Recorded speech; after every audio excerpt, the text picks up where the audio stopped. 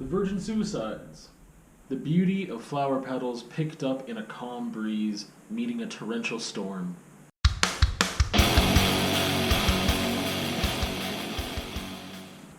The Virgin Suicides. I'm excited to talk about it. What is it? I would say it falls into that category of general fiction, but also tragedy, slice of life, and somewhat a coming-of-age tale, but in a very different way, I feel. Written by Jeffrey Eugenides, and it was published in 1993.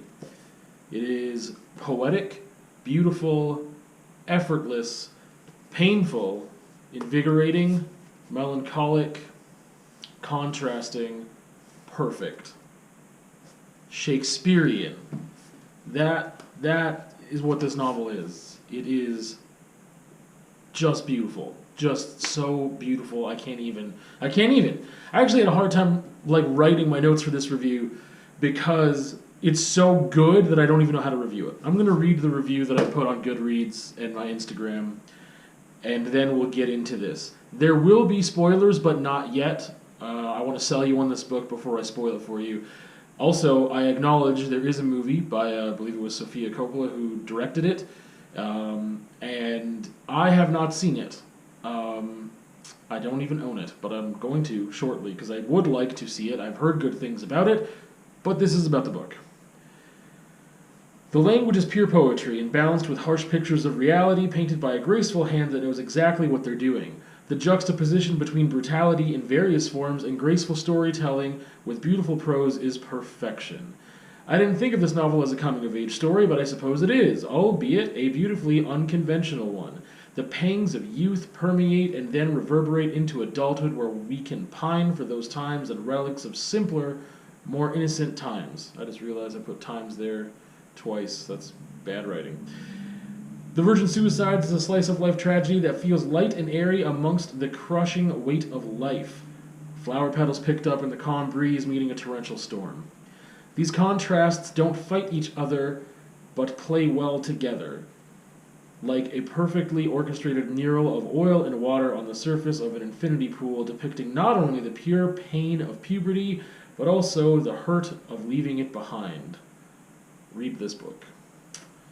So, we've got to address a couple things, but this is, one, I need to proofread my stuff better because there's a bunch of mistakes in there. But anyway, what is the book about? What is this book about? I mentioned it's kind of a slice of life and a coming-of-age tale, but not really a traditional coming-of-age tale.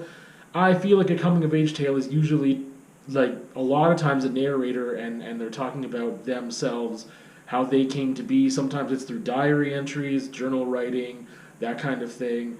Other times it's not that perspective, but it is generally about a kid or a person or whatever and how they came to grow up a little bit.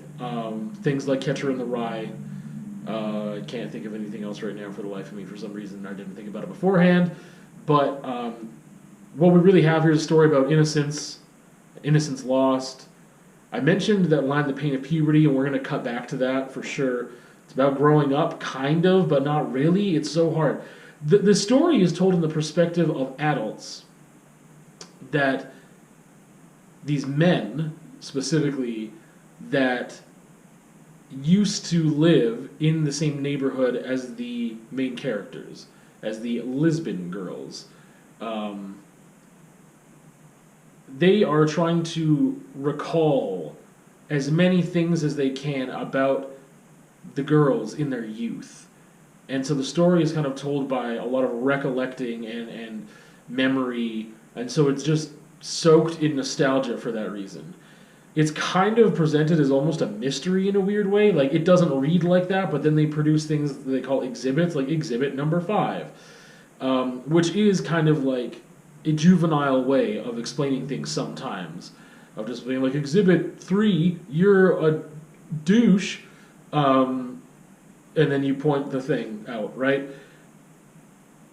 It's kind of a story of trying to figure yourself out through someone else's life, I feel.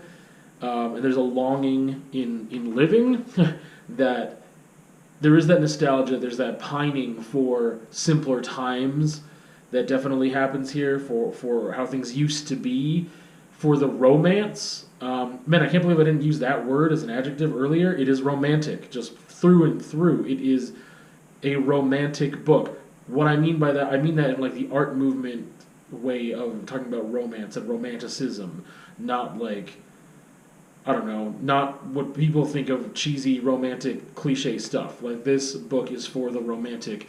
Its language is so beautiful. I'm still trying to, yeah, I'll talk about that. But plot wise, I don't want to ruin anything. And I mean, it's called The Virgin Suicides, but you could just say that's just a name.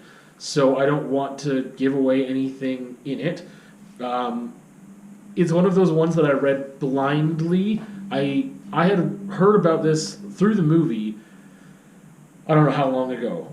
So long ago. It's like such a cultural touchstone. I've had the book for I don't know how many years, at least, I would say 5 or 6, if not more than that.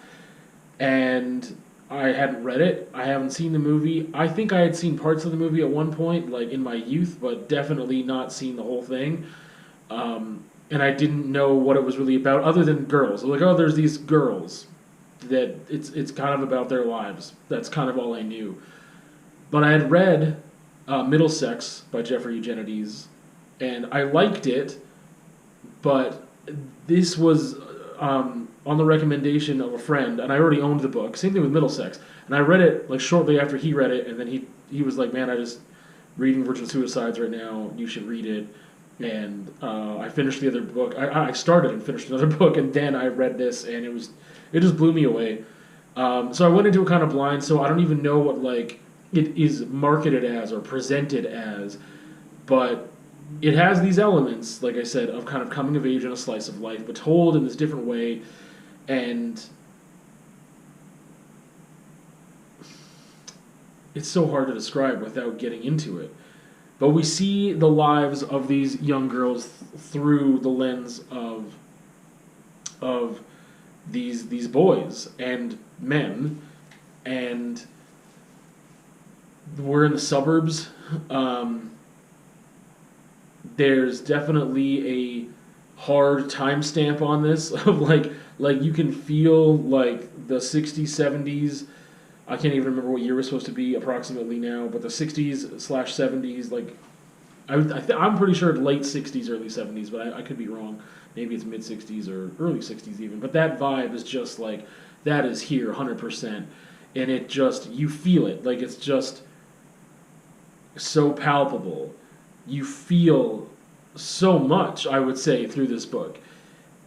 It is, if you don't like poetry, that doesn't matter. Like, honestly, I keep calling this book poetry because the passages are just so beautifully written. Like, the prose here is just crafted in such a romantic way, and I really like that kind of writing a lot.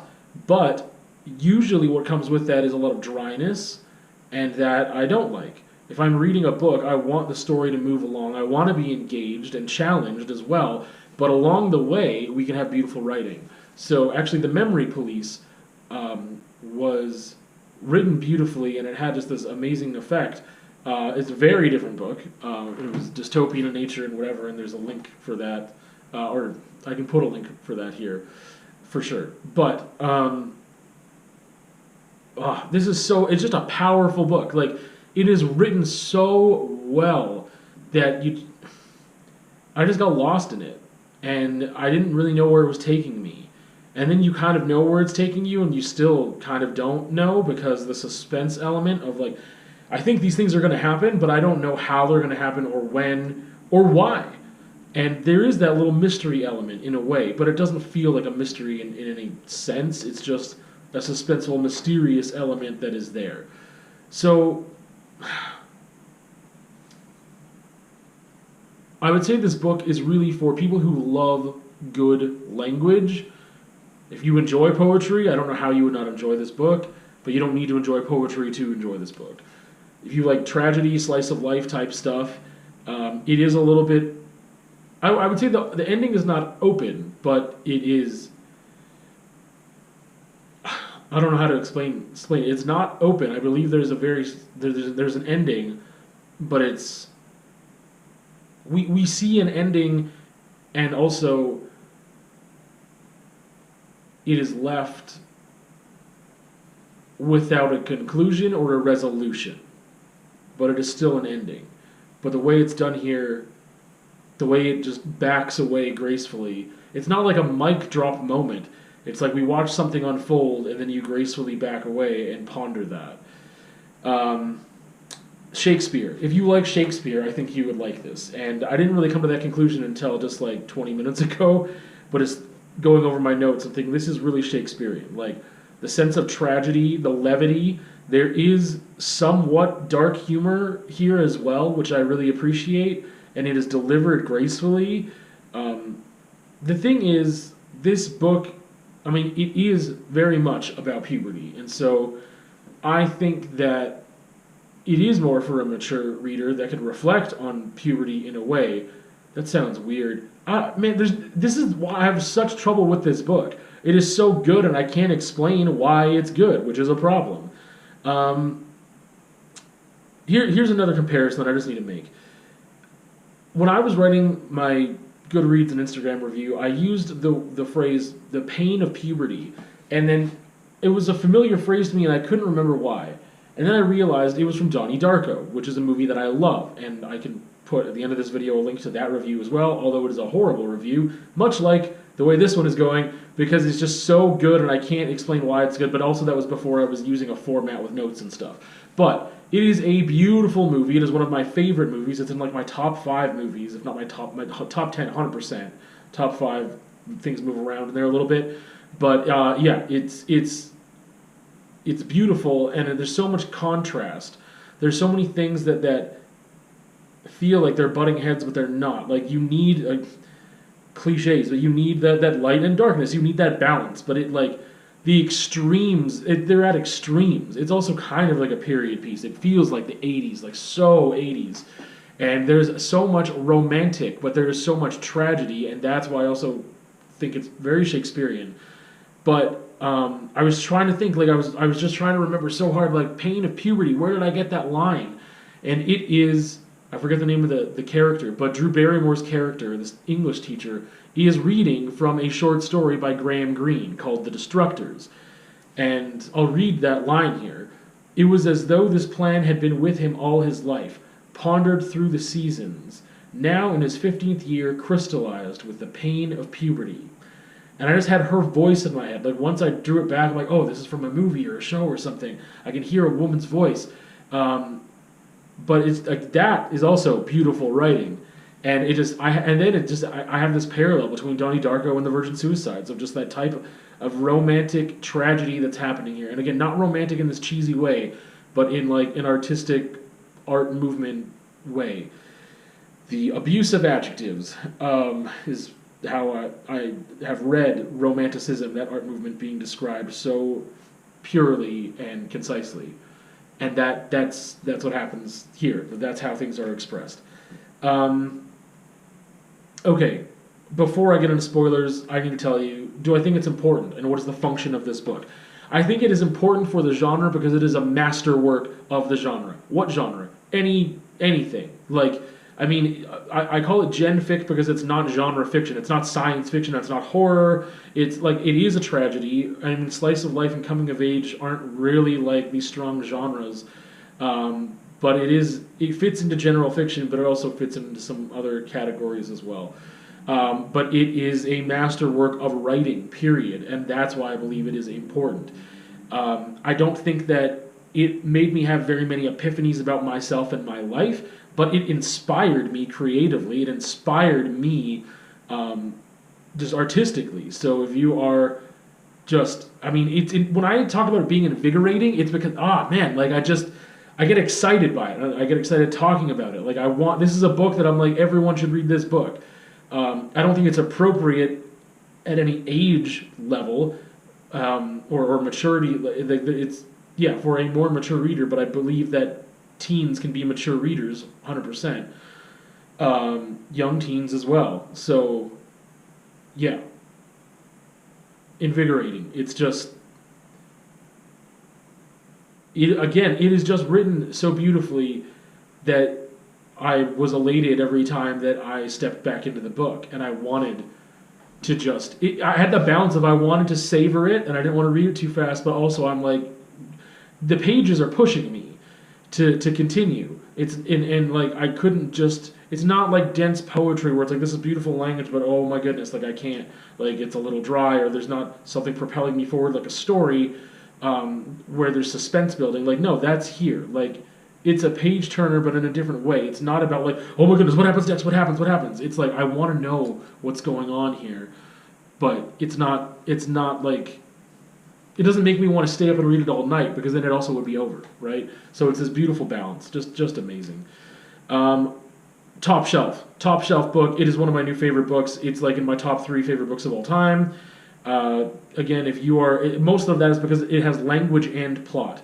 Like, again, these contrasts, and I'm going to get into some of them here in the spoilers, but these incredibly sometimes violent moments, but they're written in such a gentle way, it just gets me. It's just that I'm hooked. I'm in. Like, I am there, and I am just, again, inspired, and I love it. I need to get into spoilers, because I really just want to wrap this up and tell you all these things. So here, spoilers. Spoilers. Okay, so early on in the book, we have the youngest Lisbon sister. I don't remember how old she is, but her name is Cecilia, and she tries to commit suicide. She attempts that. It's very romantic. She's in the bathtub. She has like things kind of laid out in a certain way, and the description of the room is very, very beautiful. And she slits her wrists, but she doesn't die. And then move forward to like the parents trying to compensate for the fact that they were so strict on these on their kids, on their daughters. And not wanting them to have interaction socially with boys and things like that, that they have this party. And part of it is just because they want to be like, okay, we've been so strict, let's give some freedoms here, and we want to get Cecilia out of her funk. And it's at the party that she's just like, I can't do it anymore. And she goes up the stairs and hops out the window onto a fence, like impales herself on a fence. And that makes me cringe. Like, that death. Like, that just, if you think about anybody just, like, jumping from a building or a roof or a window, jumping down onto a fence to impale themselves on it, it is so jarring. But it is written so beautifully here that, again, that contrast of things is just, this whole book is just this combination. It's like in the Instagram review and Goodreads review, I talked about it being like this wonderfully orchestrated mural of oil and water sitting on top of a pool. Like, these things shouldn't mix, and they go together so perfectly. It is effortless. His writing here is perfection, and it is playing with these contrasts the entire time. It's not overused. It is the writing style of this book, of this push and pull. Is why I relate it to art so much, and it is so wonderfully balanced, because it goes from this first attempt at death being so romantic in a way, and being more drawn out, and like a spectacle, and like and I guess, you know, being impaled on a fence is also a spectacle, but so different, because there's so little that she got to control about that as to her presentation, whereas, you know, being in the bathtub, whatever, like, the color of the water, the lighting, all these things that she had control of. I mentioned the pain of puberty thing already with the Donnie Darko comparison, the Graham Greene thing, and that was just this revelation that was just this wonderful thing. All the other sisters, when they finally kill themselves, like, everyone chooses a different method. And it's interesting because so much of the book, it talks about, not so much of the book, but very, very, very often it brings up the fact that they couldn't tell one Lisbon sister from the other. I think we do focus on two majorly, and that's Lux and Cecilia. And the other ones, I'm like, I don't know, what did they do? Like, Lux is up there just sleeping with everybody, and whatever. The other ones, like, they barely get any shine, Because I think we go from the oldest and the youngest, and then the other one's just sandwiched in the middle, just become an amalgamation. Or it talks about all of them just being the Lisbon sisters, right? The five of them. So, but they all die in different ways. They don't have a communal death. Like, they all choose a different way to die. And some of that I might just draw back to claiming individuality and saying, yeah, we have identities, we are different people, and they chose to do these things differently. But it's also this thing, too, of just, like, dying slowly, right? And what you do in that time. And there's a lot of, with Lux as well, with her sleeping with all these dudes, and we can draw that back to, like, a little death, right? To the name for an orgasm, a little death. So we talk about sex and death, right? And she's like, and smoking. That's the other thing. She smokes. I don't think any of the other ones did. And that is also killing yourself slowly. And she does that, right? So in these ways that I don't know if she's trying, it's like that contrast again. She's trying to feel alive, possibly, but she doesn't seem excited. Like, they talk about the sex with these dudes on the roof and how she's just, like, not excited by it, but she still does it. And I don't know if it's because she is just, again, trying to regain a spark that maybe she once had or never really felt, because her home life is so locked down.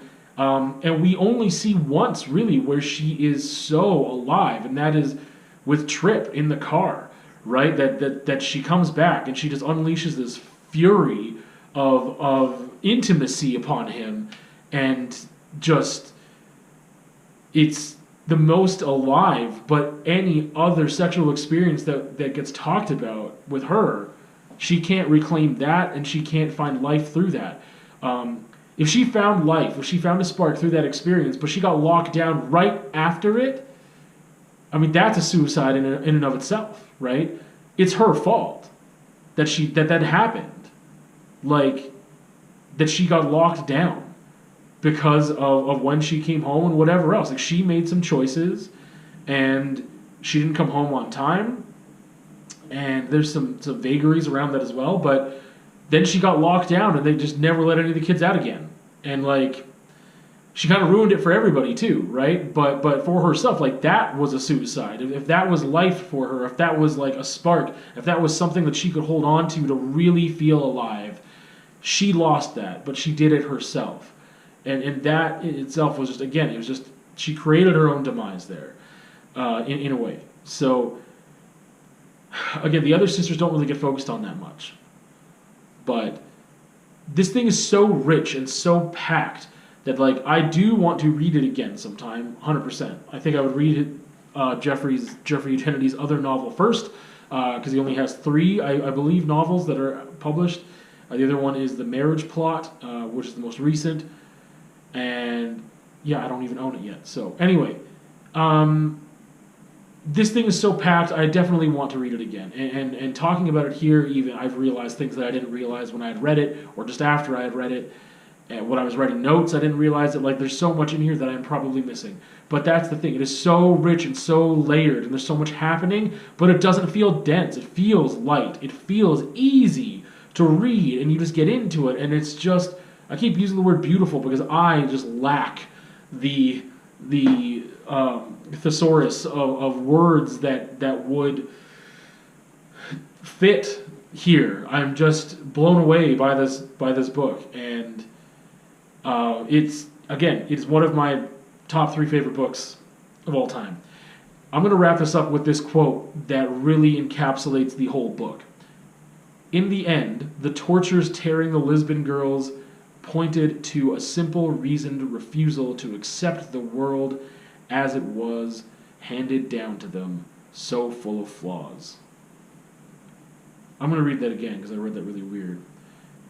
In the end, the tortures tearing the Lisbon girls pointed to the simple, reasoned refusal to accept the world as it was handed down to them, so full of flaws. I don't know why I can't read this properly. The way that I've written it here is weird.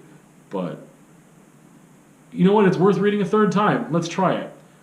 In the end, the tortures tearing the Lisbon girls pointed to a simple, reasoned refusal to accept the world as it was handed down to them, so full of flaws. I feel a lot from that passage, because the world is handed down to everybody full of flaws. That's something that we all feel, that all of us can relate to, but we don't all kill ourselves. And that's part of the mystery there too, of like, we don't know why they did it. And it's like, as adults, these boys are still obsessed with like, why did they do it? Let's think about this. Let's go back and just like, let's recount everything and see like, why did they? And part of it could have been like this repressed home that they were in, and they weren't allowed to live, and they were being, slowly suffocated by the pillow of love from their parents that just wanted to keep them safe but did it in the wrong ways. But I feel so strongly about this because there was a line that I had written just like maybe a couple of years ago. What's the line? If I wanted to accept the truth of things, I wouldn't be an artist, I think is what it was. And here it's just them saying the refusal to accept the world as it was handed down. That is romanticism. That is a definition of romanticism. The refusal to accept the world, right? Like, the sorrows of young, what's his name? I can't remember his name now. Werther, or whatever. Yeah. That piece is kind of saying there wasn't a specific rhyme or reason other than the fact that they just couldn't get past life. They could not get past what it had for them. They had maybe attempted to and tried, especially Lux, I think. Cecilia did somewhat make an effort, but they could not do it. And one of the other sisters did not finish the job, if you want to say it so crudely, when she tried to kill herself in the oven, I believe, and I forget the name of that sister, and then she ended up living through that. She ended up killing herself with sleeping pills, which I think is the way that another one ended up going as well earlier. And I want to delve more into all those little intricacies. Maybe, I don't know when I'll watch the movie, but maybe I will read the book and watch the movie back to back again and then talk about the movie and the contrast between the movie and the book sometime down the line. It's not going to be anytime soon. That's really all I have to say, which was a lot and probably too much. But The Virgin Suicides is just, it's perfect.